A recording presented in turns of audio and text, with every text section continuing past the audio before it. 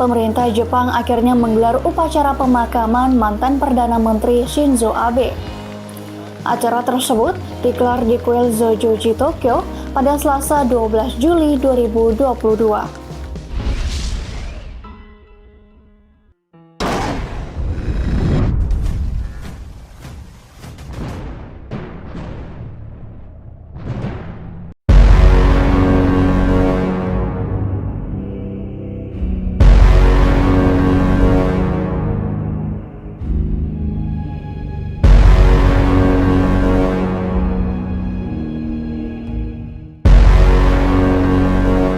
Seperti yang kita tahu, Shinzo Abe meninggal dunia usai ditembak Tetsuya Yamagami, seorang mantan anggota Angkatan Laut Jepang, pada Jumat 8 Juli 2022 di kota Nara, Jepang.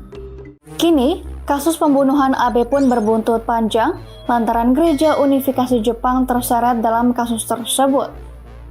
Hal ini tak lain karena Tetsuya Yamagami meyakini bahwa Shinzo Abe telah mempromosikan sebuah kelompok agama di mana ibunya memberikan sumbangan besar sampai bangkrut. Menanggapi hal ini, Presiden Gereja Unifikasi Jepang Tomihiro Tanaka membenarkan ibu Yamagami sebagai anggota gereja. Namun, ia memastikan Shinzo Abe bukanlah anggota Gereja Unifikasi ataupun penasihat gereja. Terkait kasus meninggalnya Abe, ia memastikan pihak gereja bersedia untuk bekerja sama dalam proses penyidikan pihak kepolisian. Tongil-gyo adalah gerakan mesianik di Korea, yang didirikan oleh Moon Shun-myung.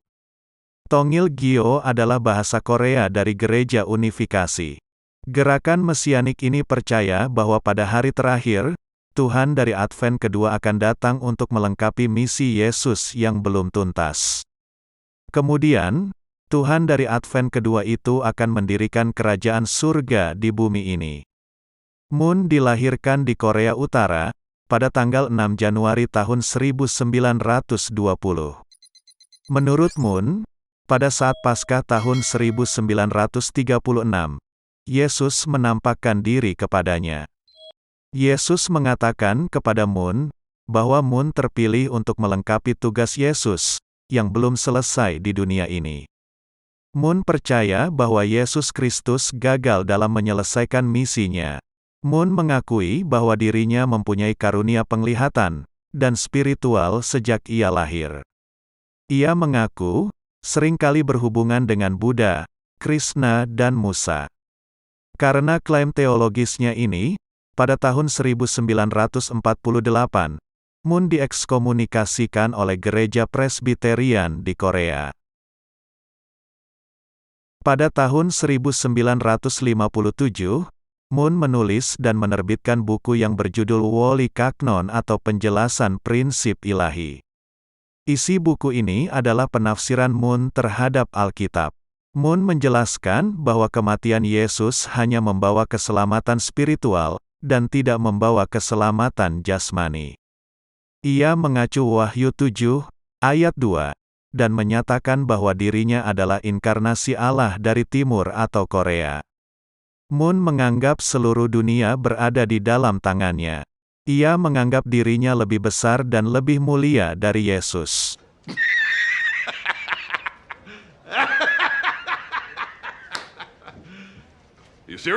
Bahkan, Sun-myung Moon juga mengaku bahwa dia pernah mengatakan bahwa dirinya adalah Juru Selamat, Mesias, Tuhan yang telah datang kembali, dan orang tua sejati bagi seluruh umat manusia. Nah, mari kita renungkan pengakuan-pengakuannya yang dibuatnya secara sepihak itu. Jika Anda sebagai orang Kristen yang memahami ajaran Alkitab dengan cukup baik, dan Anda membaca pengakuan-pengakuan sepihak dari Sun-myung Moon itu, Anda pastinya akan tertawa terpingkal-pingkal sampai perut Anda sakit, karena pengakuan-pengakuan sepihak itu sebenarnya merupakan sebuah stand-up komedi terlucu, dan terkocak untuk abad ke-20 dan 21. Jika Anda seorang Kristen yang baru saja membaca profil dari pendiri Gereja Unifikasi, apakah Anda percaya dengan pengakuan-pengakuan sepihaknya itu? Saya berpendapat, hanya orang yang tidak mampu bernalar dengan baik, dan kurang waras percaya dengan pengakuan-pengakuannya itu, dan mau bergabung menjadi anggota gereja unifikasi. Setujukah Anda dengan pemikiran saya? Namun demikian, meskipun jumlah keanggotaannya tidak diketahui secara pasti, tetapi dari ribuan pasang pengantin yang melakukan pernikahan massal itu, kita dapat menyimpulkan bahwa gereja unifikasi memiliki anggota sampai ratusan ribu orang. Bahkan mungkin, ada jutaan anggota gereja unifikasi di seluruh dunia. Dan kita bertanya, apa ratusan ribu anggotanya itu adalah orang-orang yang tidak waras sehingga mau bergabung dengan gereja itu? Faktanya, rata-rata anggota gereja unifikasi, atau dikenal juga dengan sebutan munis, adalah orang-orang yang sehat secara rohani, ber-IQ baik, dan bahkan sangat idealis. Mantan anggota munis yang kita kenal adalah Stephen Hassan, seorang pakar kultus yang sering saya kutip buku-bukunya. Jika Anda pengunjung reguler channel ini, tentunya tahu tentang Stephen Hassan. Beliau direkrut menjadi anggota gereja unifikasi saat masih muda sekali, yaitu saat masih ada di bangku kuliah. Jadi alasan Stephen Hassan menekuni bidang psikologi kultus, adalah karena dia pernah menjadi korban kultus gereja unifikasi, yang menyengsarakan hidupnya, di mana saat itu, beliau berhenti kuliah, dan mendedikasikan hidup, dan waktunya, tanpa bayaran memadai, dan tanpa masa depan, bekerja bagi gereja unifikasi, dengan tugas mencari anggota baru, pengumpulan donasi, dan lain-lain aktivitas. Oleh karena pernah menjadi korban kultus, dia lalu termotivasi untuk memerangi kelompok-kelompok kultus yang berbahaya. Jadi sebenarnya, tingkat IQ, ataupun pendidikan tinggi, tidaklah menjamin, bahwa seseorang bukanlah anggota sebuah kelompok kultus. Sebenarnya, pengakuan-pengakuan yang luar biasa, seperti yang diklaim oleh Sun Myung Moon, banyak juga dilakukan oleh orang-orang lain, seperti misalnya, Alan Miller yang mengaku sebagai inkarnasi dari Yesus. Mari kita dengar keterangannya. Of a self-proclaimed Messiah, a charismatic Australian whose devoted disciples believe he walked this earth 2,000 years ago. The leader is this man. My name's Alan John Miller, but I'm actually Jesus. I remember all of the events of my crucifixion. I understood what was going on. I understood the reason for my death. And he's collecting disciples. Miller has convinced them that they were with him at his crucifixion.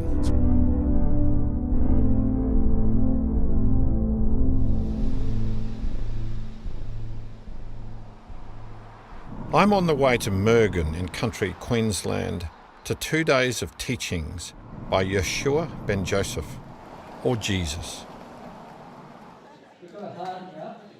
It's a gathering of the faithful from around the world. Well, welcome along. I'm Jesus, this is Mary. I'm Jesus, this is Mary.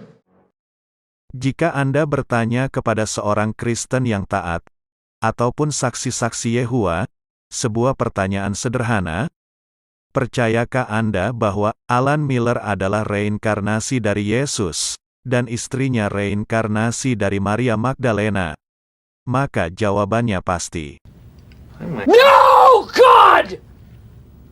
No, God, please!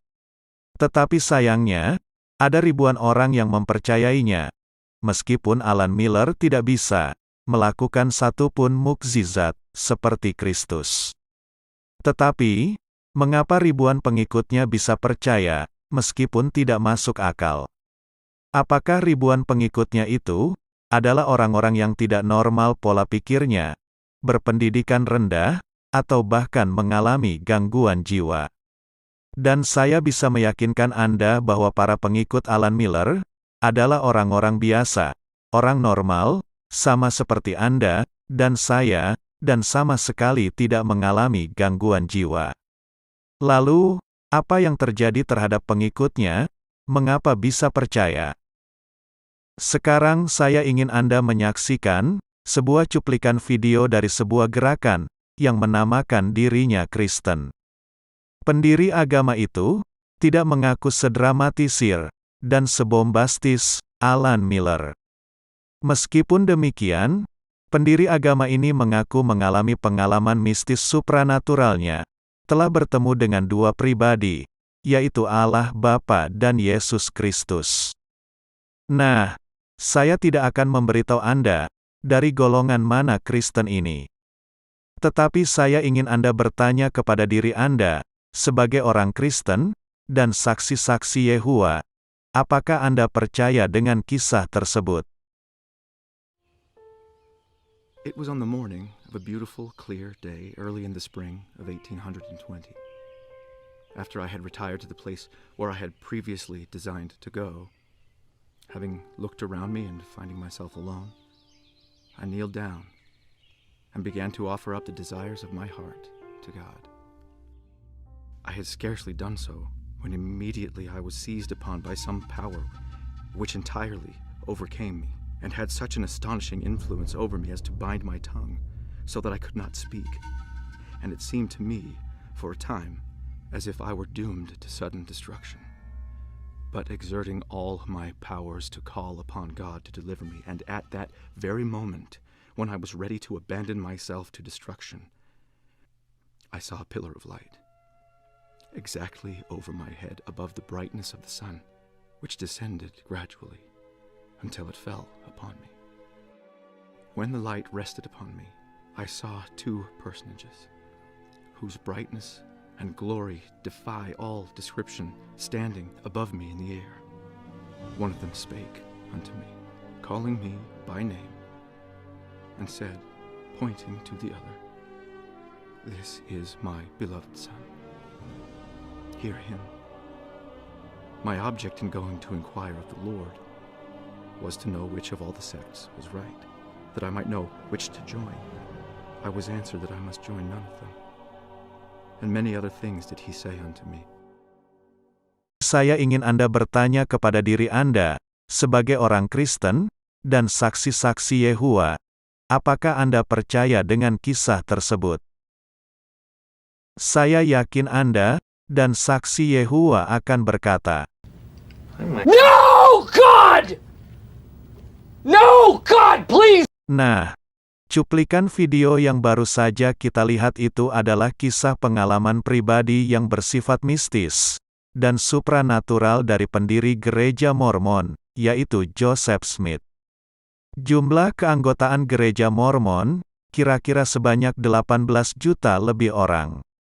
2 kali lebih banyak dari jumlah anggota saksi-saksi Yehova. Jutaan orang mempercayai pengakuan supranatural Joseph Smith. Mengapa 18 juta orang bisa percaya? Sekarang, kita ambil sebuah contoh lainnya. Kita dengar pengakuan dari orang-orang ini. Dan jika Anda seorang Kristen, yang baru saja mengunjungi channel ini, tidak pernah berhubungan dengan saksi-saksi Yehova sebelumnya, percayakah Anda dengan pengakuan mereka? Yehova adalah penguasa universal, Sang Raja, yang mengarahkan jutaan malaikat yang membentuk organisasi surgawi. Tapi, sewaktu mengarahkan bagian dari organisasi Allah di bumi, Ia telah mendelegasikan tanggung jawab itu kepada Yesus, Kepala Sidang Allah.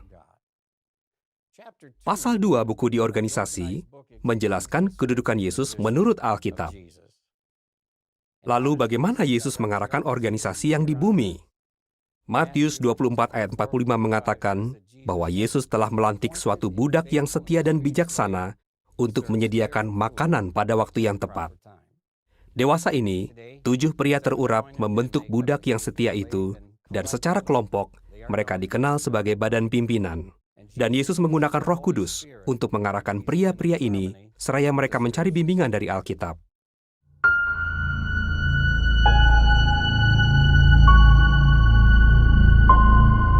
Seperti wanita itu, kita harus mengenali dan mengikuti orang-orang yang Yehua pilih. Mereka disebutkan di Matius 24 ayat 45. Yesus menubuatkan bahwa budak yang setia dan bijaksana akan menyediakan makanan pada waktu yang tepat.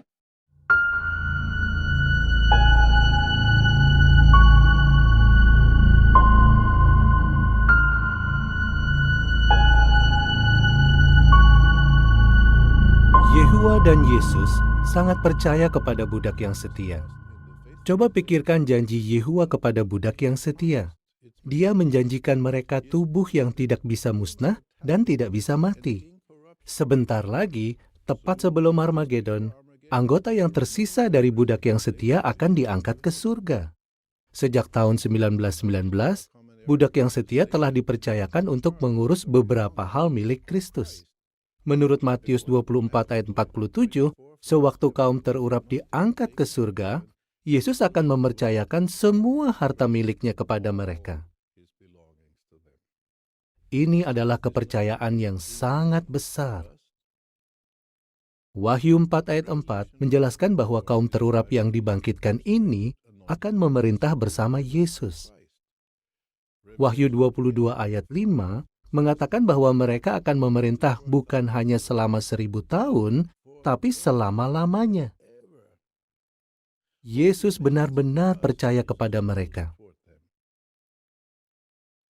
Karena Allah Yehua dan Yesus percaya sepenuhnya kepada budak yang setia dan bijaksana, bukankah kita juga harus begitu? Sekali lagi saya tekankan, pertanyaan ini bagi Anda orang Kristen, yang belum pernah berinteraksi dengan saksi-saksi Yehua, atau baru berjumpa sebanyak 2 atau 3 kali pertemuan. Percayakah Anda dengan pengakuan para pemimpin saksi-saksi Yehua itu, tentang diri mereka sendiri, yaitu Yesus telah menubuatkan, di Matius pasal 24 ayat 45, tentang kehadiran para pemimpin saksi-saksi Yehua itu. Dan, tahukah Anda, bahwa jika Anda bertanya kepada saksi-saksi Yehua, mereka 101% sangat percaya dengan pengakuan orang-orang tersebut. Bahkan saksi-saksi Yehua yakin, lengkap dengan tahunnya, kapan Tuhan Yesus melantik hamba yang setia dan bijaksana, yaitu pada tahun 1919. Bagaimana saksi Yehua bisa percaya, sedangkan Anda sebagai orang Kristen tidak percaya?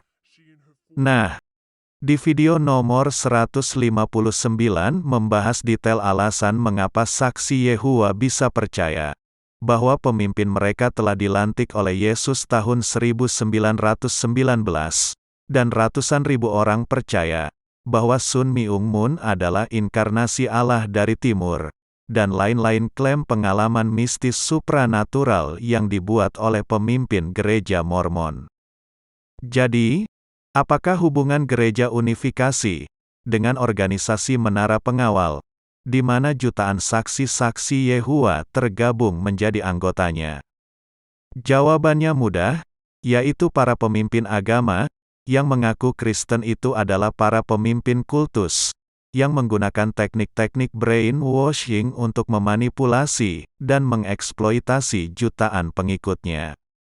Para pemimpin kultus itu sebenarnya membual kepada para anggotanya. Mengapa membual? Karena jika tidak membual, tidak ada orang yang mau mengikuti dan mentaati mereka. Dengan bualan-bualan pemimpin kultus yang luar biasa itu, mereka telah membuat diri mereka menjadi Allah. Di video nomor 131 membahas bagaimana para pemimpin agama kultus itu menjadi Allah untuk disembah oleh para pengikutnya. Dan cara menghindari jeratan dan perangkap teknik brainwashing dari pemimpin kultus itu juga sangat mudah, yaitu jika ada orang Kristen yang tahu dari awal tentang profil pemimpin kultus itu, maka orang Kristen itu pasti tidak akan mau bergabung menjadi anggotanya. Jadi tolong share channel ini kepada sanak famili Anda tentang ajaran saksi-saksi Yehua, sebelum sanak famili Anda berinteraksi dengan saksi-saksi Yehua.